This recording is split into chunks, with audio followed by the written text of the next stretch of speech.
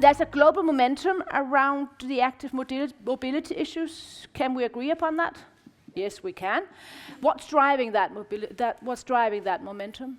It was apparently not climate change when I asked earlier. So what is driving it? Why are more and more cities then engaging, sort of trying to create new sort of projects, initiatives with regards to cycling? Do you want to start? We're not getting anywhere if you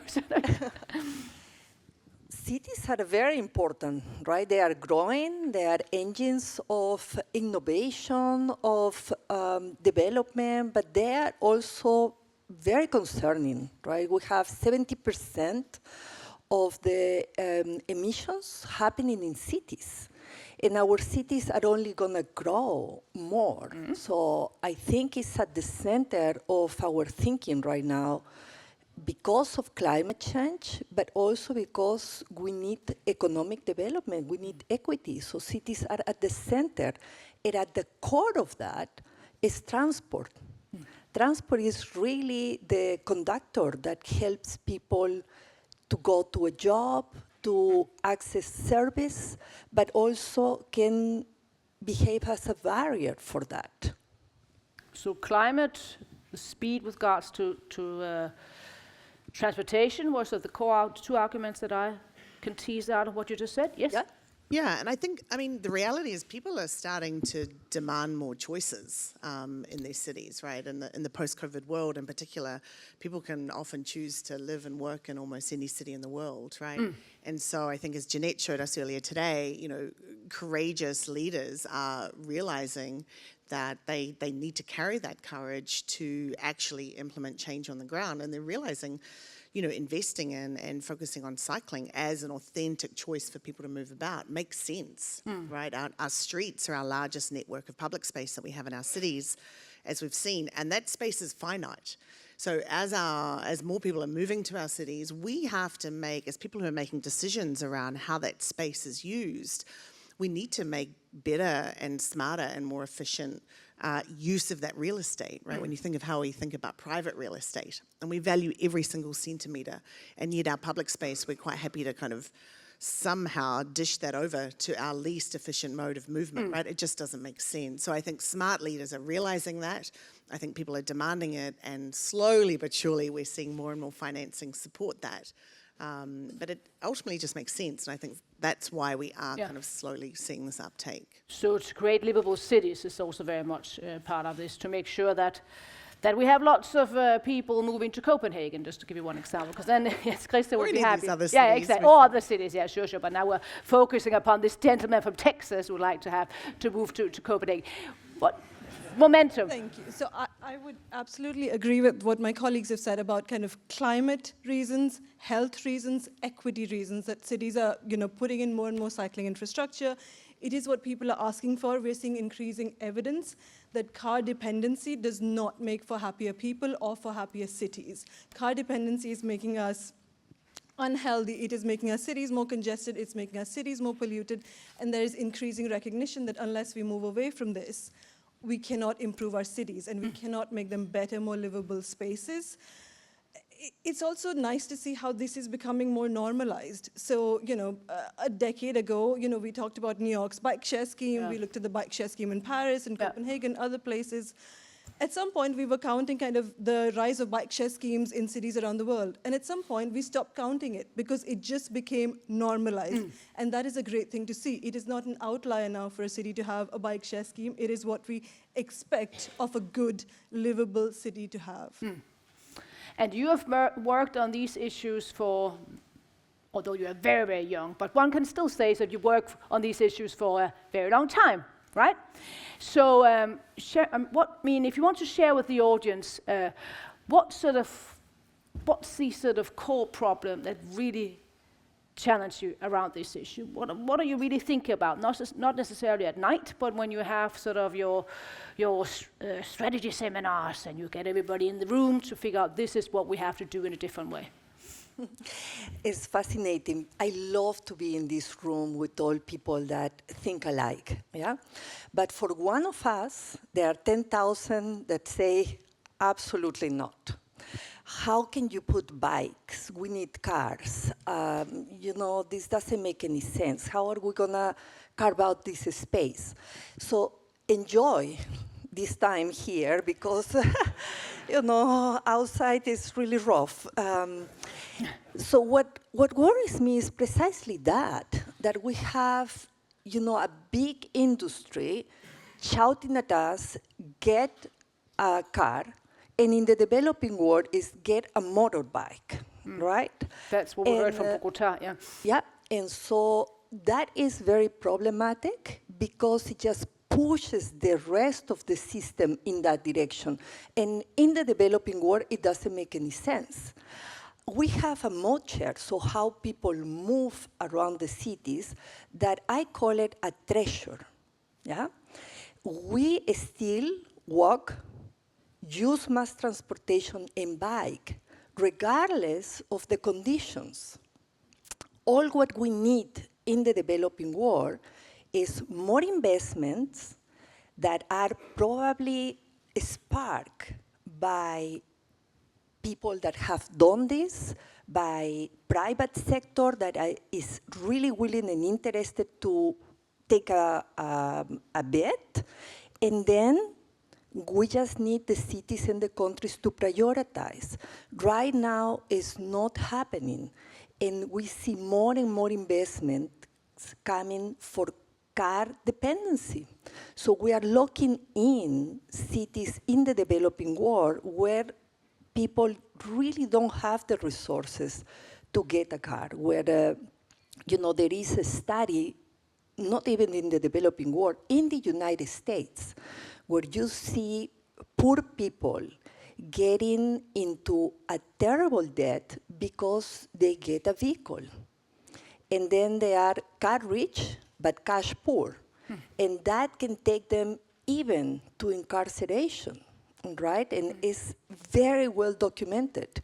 So we are locking in all the investments that our countries have into car dependency when we can have, as Skye say, a lot more choices. So that's really the puzzle that, we need to solve together because of climate change, we are all together, right? If we have an amazing plan here in Denmark for reducing carbon emissions, but we have more motorcycles, more cars getting bought and more infrastructure in the developing world, we are, offsetting that progress. So I think that is what keeps me, thinking and reflecting and talking to other colleagues. How can we crack that nut? So the nut that we have to crack is basically car dependency? Yep. Yeah. And investments that are going into that direction. Yeah. And how do we crack that one? There's like a whole bowl of nuts we need to crack on this, I think, realistically. One, I think we need to have some hard conversations with the auto industry. I think we need to almost think about it like smoking was, 10, 15 years ago, right? And think about some of the policies that we can put in place to stop subsidizing a mode of transportation that's not only, not efficient, but is actually kind of killing us all in many, many ways. And I think if we could get some of the kind of amazing marketers from, the car companies to come over to, urban marketing and cycling, I think would be a really interesting conversation. But of course, there's a number of other pieces towards this, right? We need these bold political leaders who are willing to change and update their policies and their guidelines in their city to not only transform streets overnight, like we can see it can happen in a matter of hours, but to kind of embed those regulations and codes so that, when the next mayor gets elected, or this kind of constant ping-ponging when we see political administration changes, that these values are kind of embedded in our policy long-term. But we also need to have some of the technical know-how, right? I mean, you guys are kind of experts here in Copenhagen, and we're speaking to a room full of experts here, but the reality is for many cities, they're doing this for the first time, even if they have the political will. how do we help provide them the right dimensions, the guidance, and that for us was a big part of the Global Street Design Guide that Jeanette mentioned earlier, so that we can show people what to do, point at this, and help them see what's possible in their context and see themselves and say, my street looks like this, but it could look like this if I wanted to do it differently. And here's the trade-off of what I need to, ask our engineers to draw their lines here versus here versus here. But I guess the challenge is here that, some people actually need a car, right? They do, and it's not to about get to work, it's sort of sure, but to I school. think So how do you strike that balance? exactly, and I think the reality is often people complain when we're taking space away from cars, saying you're taking away our choices.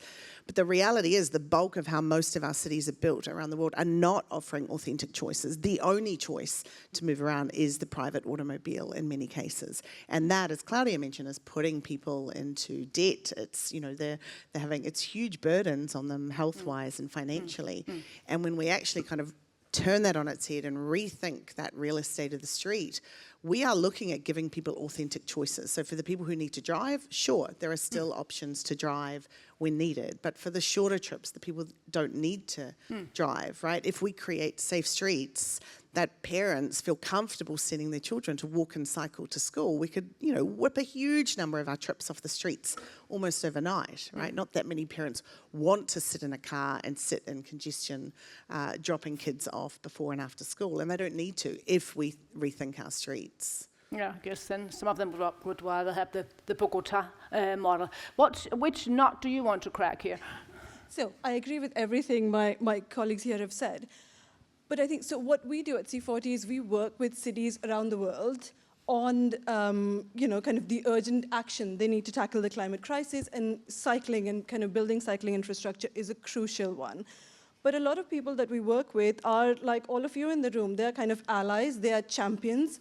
In their own cities, they are testing, they're piloting, they're trying to scale up, often with quite limited resources to build and deliver the infrastructure. So I actually think the biggest challenge that we face is, well, the pilot is great, we transformed a few streets, that's great. How do we take away the structural barriers from making this just scale up, right? So it's kind of the gap between the reality of where they are right now, and there's the ambition. So how do we help them close that gap?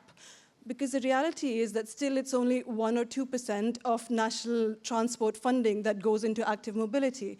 It is still very, very hard to package up cycling infrastructure projects to multilateral development banks. And kind of, so I think cracking the nuts that enable us to scale up what we're doing on cycling infrastructure delivery, I think that's a crucial one. And you just participated in a funding workshop, right? Or did you run the workshop? Or was it your brain? Jointly with the Netherlands. Okay, joint with Netherlands. Would have been better if it was Denmark, but okay, we're going to go with Netherlands. We can do another one. And it was in DC in December 2024. So what were the core conclusions? Because I presume, we have a funding issue here. We do have a funding issue. We don't have lack of money. We just have a lack of priorities, right?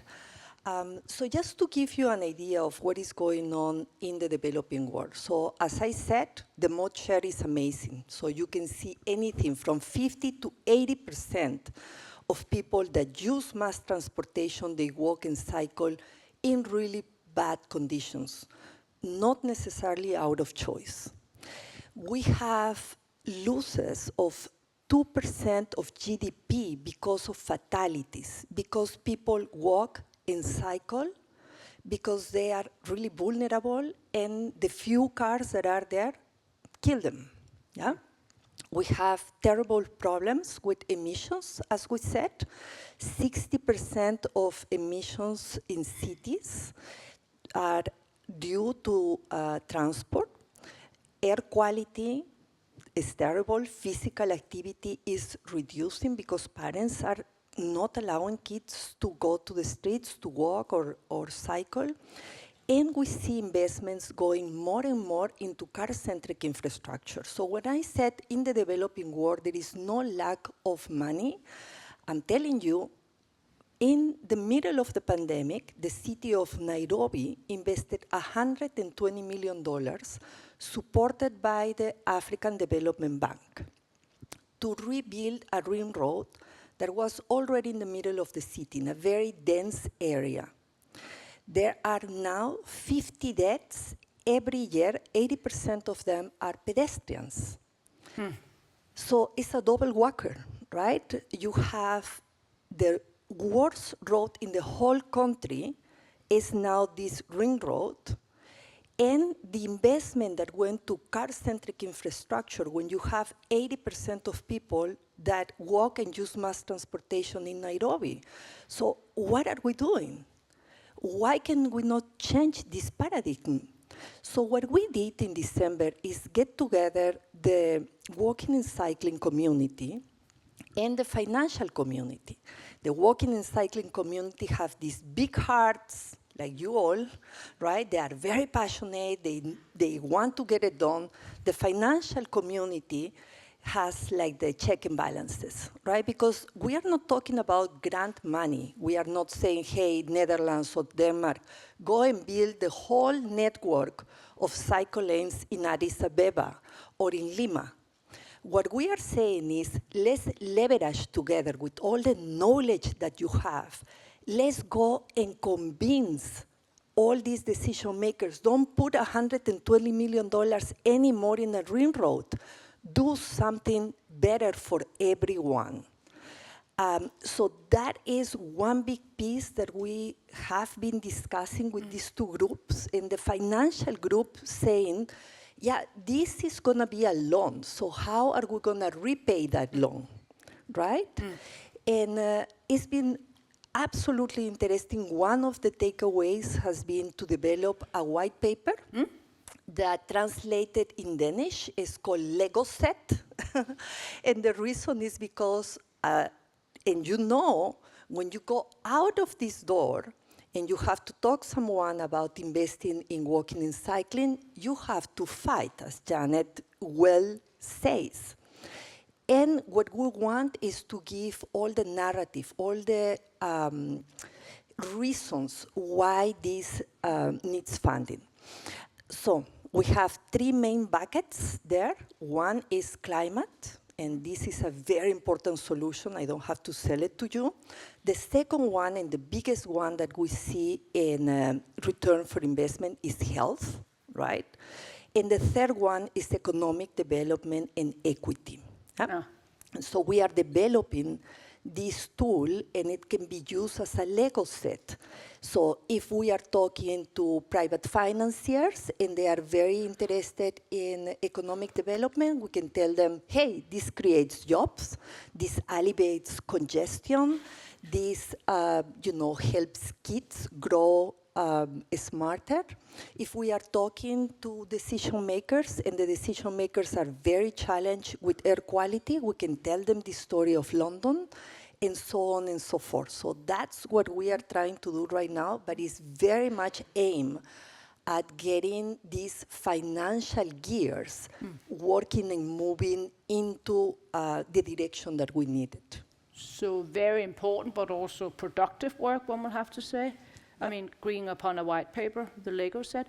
What's C40's sort of take on all this?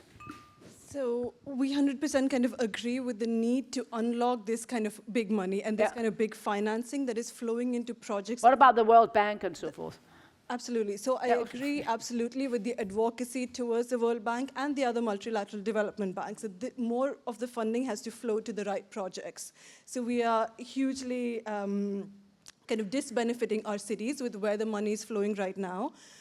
I will say, though, while we wait and we try to unlock this, cities are trying to find innovative financing and funding mechanisms in terms of trying to redirect kind of existing revenue streams.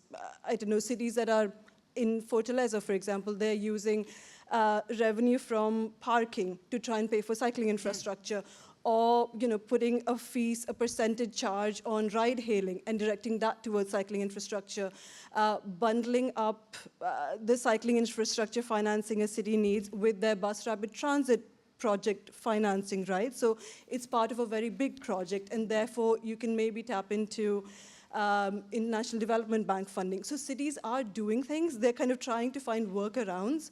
But I think what Claudia is talking about, which is that we need some of these gears to be unlocked, and we need this to be moving in the right direction. It's not yet, and that is what we're all kind of advocating for and working towards.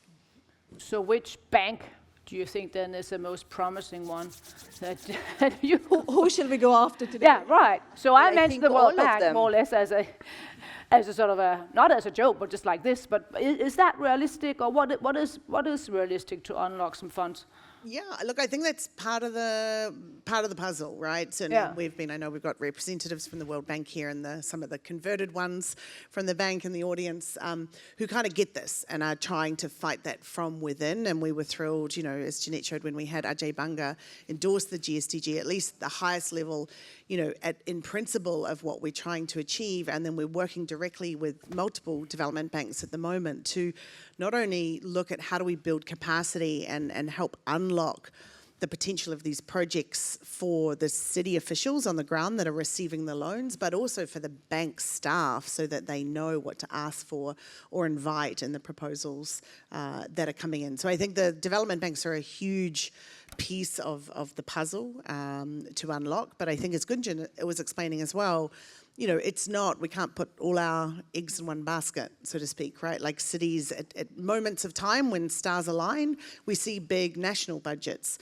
helping support and invest, cycling in urban areas. But sometimes after elections, that disappears overnight, and cities have to be innovative around how do they partner with private sector, how do they use their standard operating budgets to achieve progress, just rather than repainting or repairing a street where the line goes here, shift it over here and rethink that space. It doesn't actually have to cost anymore. So I think financing is part of the challenge. We're seeing in India the use of green bonds to help, achieve investment. So it's, I think, inviting cities to be creative and kind of address all of these different options at the same time. And I guess it could also be a challenge if a big country suddenly decides no longer to be a donor when you look upon development policy. Well, we don't know who that country is, but... exactly. Yeah, Wouldn't have a clue. Just before we close, there is this saying, nations talk, cities act. Do you buy that? I mean, 100%. And very much as an advocate for cities, I like how that is framed. But why are then acting, unlike the nations? Because they can be more agile. And if you have kind of the political commitment, the buy-in, cities can move quickly. And I think Jeanette's kind of examples and pictures from New York City showed us, some of the great work that is being done by the organizations, represented on the stage. You put in some bollards, you put in some paint, you have people who are convinced, you can try things out. And I think that way cities can be really agile and they can move fast.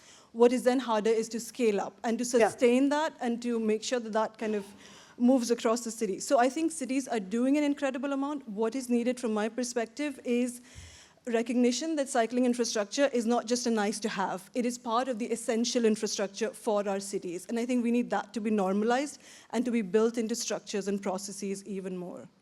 But I guess in some countries the funding could come from the state.